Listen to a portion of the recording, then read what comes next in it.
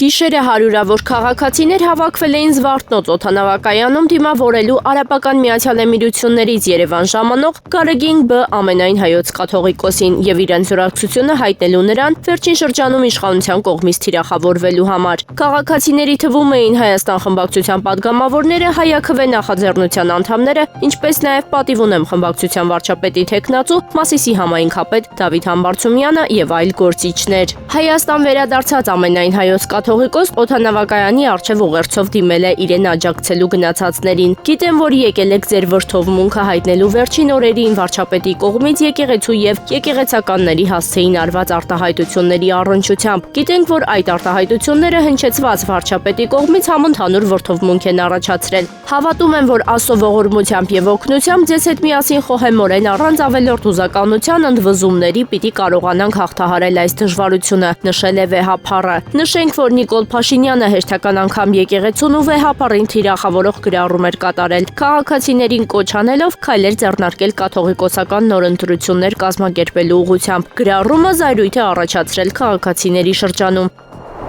Վեհապառին դիմավորելու գնացած մեծաթիվ քաղաքացիների հանգամանքով պայմանավորված ոստիկանական ուժերը խիստ հսկողություն էին իրականացնում։ Մեդիահաբի տեղեկություններով ներքին գործերի նախարարության ոստիկանության օպերատիվ աշխատողներից մոտ 180 հոգի 3 զեկուցագիր է գրել, որ ծառայություն չի իրականացնի Զվարթնոց օդանավակայանում։ Ոստիկանները հրաժարվել են ծառայություն իրականացնել, որը կարող է դեմ լինել հայ առաքելական եկեղեցուն։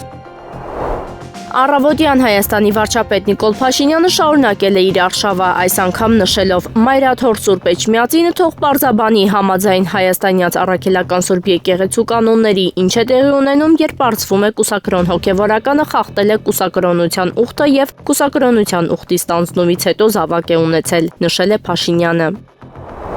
Նժդեհ Իսկանդարյանը նշանակվել է Արցախի պետնախարար, այս մասին վերջինս հայտնել է Արցախցիների իրավունքների պաշտպանության խորհրդի մամուլի ասուլիսի ընթացքում։ Չէի կարող խոսել պետական ինստիտուտների դերի մասին եւ ստանալով առաջարկ ինքս լքել այդ շարքերը։ Ես իմ ունակությունների չափով կանգնած եմ լինելու պետականության կողքին, ասել է Իսկանդարյանը։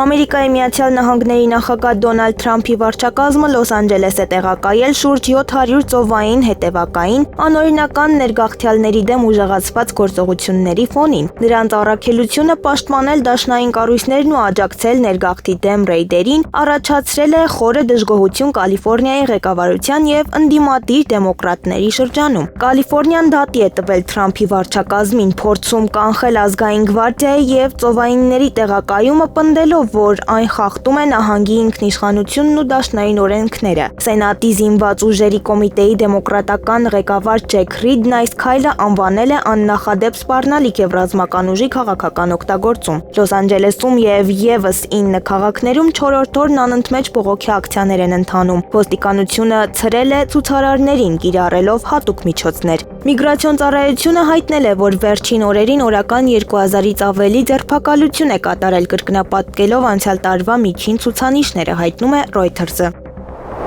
Վոլինյան ջարդերի զոհերի հիշատակի օրվա քննադատությունը խոսում է Ուկրաինայի արևմտյան երկրների օգնությունը կորցնելու վախի մասին, այս մասին հայտնում է լեհական Միսլ Պոլշկա թերթը։ Նրանք վախենում են, շատ են վախենում, որ տեղեկատվությունն այն մասին, թե ինչ են արել իրենց հերոսացած հերոսները, կտարածվի աշխարհով, մեկ գրում են հոդվածի հեղինակները։ Կիևի իշխանությունները քաջ գիտակցում են, որ Եվրոպայում այդ ապացույցները կարող են մեծ վնաս հասցնել Ուկրաինային այն իրավիճակում, երբ նրանք քաղաքական եւ նյութական աջակցություն են փնտրում, ասվում է հոդվածում։ Վոլինյան ջարդերը Ուկրաինայի արևմտյան հատվածում բնակվող էթնիկ լեհ բնակչության զանգվածային ոչնչացումն է ուկրաինական ապստամբական բանակի կողմից։ Տարբեր գնահատականներով այդ իրադարձություններին զոհ է գնացել 50-ից 60 հազար լեհ։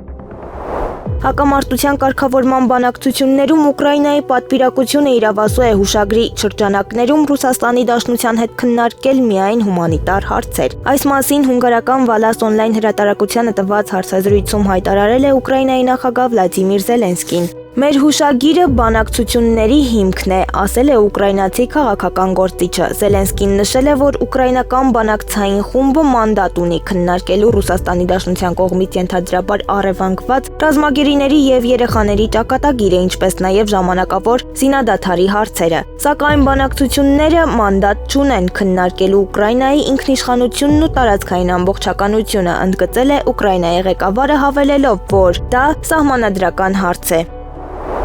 ԱՄՆ նախագահ Դոնալդ Թրամփը հայտարարել է, թե երբ է ազգային գվարդիան դուրս բերելու Կալիֆոռնիայից, որտեղ այն օգնում էր ճնշել Լոս Անջելեսում տեղի ունեցող բողոքի ցույցերը։ Ազգային գվարդիան այնտեղ կմնա այնքան ժամանակ, մինչև այլևս վտանգ չի լինի։ Միայն այդ ժամանակ ազգային գվարդիան կհեռանա այդ նահանգից, ինչպես հայտնում է CNN-ը, լրագրողներին ասել է Թրամփը, պատասխանելով հարցին, թե որքան ժամանակ կմնա ազգային գվարդիան Կալիֆոռնիայում։ Լոս Անջելեսում ցույցերը սկսվել են հունիսի 6-ին, երբ միգրացիոն իշխանությունները ռեյդեր են սկսել քաղաքում։ Բողոքի ակցիաների մի քանի օրերի ընթացքում իրավապահների եւ ցուցարարների միջև բախումներ են տեղի ունեցել։ Ոստիկանները ցուցարարների դեմ կիրառել են ռետինե փամփուշտներ, լուսաձայնային նռնակներ եւ ոչ մահաբեր զենքեր։ Ակցիաների մասնակիցներն էլ տարբեր առարկաներ են նետել իրավապահների վրա, մեքենաներ հրկիզել։ Ամերիկայի Միացյալ Նահանգների վարչակազմի միգրացիոն քաղաքականության դեմ ցույցեր են տեղի ունեցել նաեւ ԱՄՆ այլ քաղաքներում։ Մարդիկ երթերի են դուրս եկել Տամպայում, Բոստոնում, Հյուստոնում, Նյու Յորքում։ Ռուսաստանի Դաշնության նախագահ Վլադիմիր Պուտինը ակադեմիկոս Ալեքսանդր Չուբարյանին պետական մրցանակ է շնորհել մարդասիրական գործունեության մեջ ձեռքբերումների համար։ Չուբարյանը ռուսաստանցի պատմաբան է, Ռուսաստանի գիտությունների ակադեմիայի ակադեմիկոս, պատմական գիտությունների դոկտոր։ Աջակողմյան ուժերը պետք է ղեկավարեն Եվրամիության բարեփոխումը։ Նման կոչով է Ֆրանսիայի խորհրդարանում հանդես եկել Մարին Լը Պենը, գրում է France 24-ը։ Քաղաքական գործչի խոսքով Եվրոպայում պետք է ստեղծվի ազատ, այլ ոչ թե ենթակա պետությունների համագործակցության տարածք։ Մենք Եվրոպայի ժողովուրդներին կվերադարձնենք ամենակարևորը՝ որոշելու իրավունքը, թե ով կարող է գալ իրենց երկրներ եւ մնալ այնտեղ, ընդգծել է նա։ Լը Պենի խոսքով աջակողմյան պետությունների ղեկավարությամբ Եվրամիության երկրները կհրաժարվեն դաշինքներին հավատարիմ մնալուց։ Բրիտանացի քաղաքական գործիչ Ջորջ Գալուեյը մեղադրել է երկրի իշխանություններին Ուկրաինային օգնելու համար ծերերից նպաստերը խլելու մեջ փոխանցում է լենտան։ Նա անիրագործելի եւ անհեթեթ է անվանել Միացյալ Թագավորության պատերազմի նախապատրաստումը սկսելու վարչապետ Քիր Սթարմերի մտադրությունը, հիշեցնելով, որ երկիրը գիտակցաբար փակել է պողպատի արդյունաբերությունը եւ այժմ չունի ոչ պողպատ, ոչ որակավորված աշխատողներ, ոչ միջոցներ նման ծրագրերի իրականացման համար։ Քաղաքական գործիչը հավելել է, որ միջուկային գերտերության դեմ պատերազմի պատրաստվելը ունենալով 70,000 հոգանոց բանակ եւ չունենալով պողպատ զենք պատրաստելու համար աբսուրդ է, ուստի Սթարմերի հայտարարությունները խոսքեր են եւ կառավարության ձախողումները թաքցնելու քաղաքական հնարք։ Պլաստիկը սպառնում է միջերկրական ծովի կենսաբազմազանության, այս մասին գրում է հիդրոթերապևտաբանության եւ մոնիթորինգի կենտրոն ՊՈԱԿ-ի տնօրեն Լևոն Ազիզյանը։ Միջերկրածովյան միությունը Եվրոպայի միջին արևելքի եւ հյուսիսային Աֆրիկայի 43 երկրներ միավորող կառավարությունների միջկառավարական կազմակերպությունը իր կենտրոնական գրասենյակից Բարսելոնայի շրջակա միջավայրի համաշխարհային օրվա առթիվ հանդես է եկել լրջագույն նախազգուշացմամբ, եթե աղբի կառավարման համակարգը արմատապես չբարելավի, ապա 25 տարի անց միջերկրական ծովում պլաստիկի քանակը կարող է գերազանցել ձկների քանակին, փաստեր եւ վտանգներ։ Միջերկրական ծովը համարվում է աշխարհում պլաստիկով ամենաշատ աղտոտված ծովային գոտիներից մեկը, չնայած այն կազմում է համաշխարհային օվկիանոսի տարածքի 1%-ից պակաս։ Այստեղ կուտակված է աշխարհի միկրոպլաստիկի շուրջ 7%-ը։ Աղտոտման հիմնական աղբյուրներն են անբավարար կառավարվող աղբյոսկերը, ափամերձ բնակավայրերից զբոսաշրջությունը եւ նավագնացությունը, չմաքրված կոյուղաջրերի արտահոսքը, կազմակերպության կոչը, միջերկրածովյան միությունը կոչ է անում աղբի կառավարման համակարգերի արմատական բարելավում, շրջանաձև տնտեսության սկզբունքների ներդնում բնակչության եւ բիզնեսի, բնապահպանական իրազեկության բարձրացում, միջազգային համագործակցության խթանում ծովային միջավայրի պահպանման ուղղությամբ։ Ռուսաստանի Դաշնության կենտրոնական բանկի տվյալներով մայիսին ռուսաստանցիները դոլար են գնել 111 միլիարդ ռուբլու չափով գրեթե 2 անգամ պակաս, քան անցած տարվա նույն ամսին։ Չնայած նախորդ ամսվա համեմատ ցուցանիշը աճել է 60%-ով, դա պայմանավորված է բացառապես արձակուրդային սեզոնի մեկնարկով։ Միևնույն ժամանակ երկրի խոշորագույն արտահանողները նվազեցրել են արտարժույթի վաճառքը վերջին 2 տարվա նվազագույն մակարդակից, սակայն զարմանալի կերպով դոլարի պաշտոնական փոխարժեքը ընկել է 80 ռուբլուց ներքև, վկայելով ամերիկյան արժույթի նկատմամբ նվազած պահանջարկի մասին։ Ֆինանսական վերլուծաբանները վաճառներից նշում են ռուսական բանկերում առաջարկվող բարձր տոկոսադրույքները, որոնք նվազեցնում են դոլար ձեռք բերելու դրդապատճառները։ Սակայն մասնագետները վստահ են, որ ներմուծման աճի պայմաններում պահանջարկը կվերականգնվի, հատկապես եթե ռուբլու արժեզրկումը դառնա անխուսափելի, հայտնում է Lenta.ru-ն։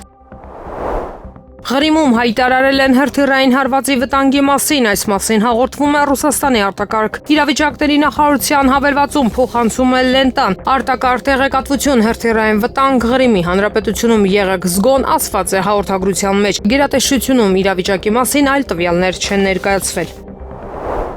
Եղանակը առաջիկա օրերին։ Երևանում հունիսի 10-ից 3-ը, 12-ից 15-ի երեկոյան եւ 15-ի գիշերը հնարավոր է կարճատև անձրև եւ ամպրոպ։ Հունիսի 11-ին 12-ից 14-ի գիշերը սպասվում է առանց տեղումների եղանակ։ Մարզերում հունիսի 10-ից 3-ը, 11-ից 13-ի կեսօրից հետո, 14-ի եւ 15-ի գիշերը եւ կեսօրից հետո առանձին շրջաններում սպասվում է կարճատև անձրև եւ ամպրոպ։ Հնարավոր է նաեւ կարկուտ։ Հունիսի 11-ից 13-ի գիշերը սպասվում է առանց տեղումների եղանակ։ Օդի ջերմաստիճանը հունիսի 10-ից 3-ը կնվազի 2-ից 3, հունիսի 11-ից 14-ին աստիճանաբար կբարձրանա 3-ից 5 աստիճանով։